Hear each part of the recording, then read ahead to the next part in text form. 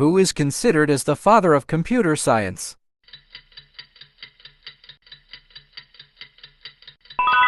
Answer: Alan Turing. What is the branch of mathematics that deals with the study of shapes and their properties?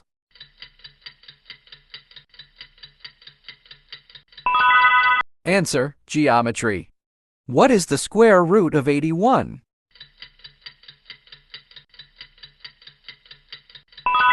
Answer: 9. What is the formula for the area of a rectangle?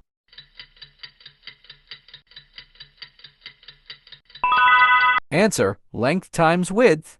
Who is the father of geometry?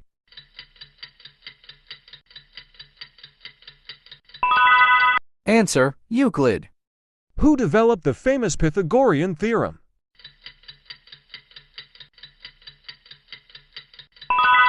Answer: Pythagoras.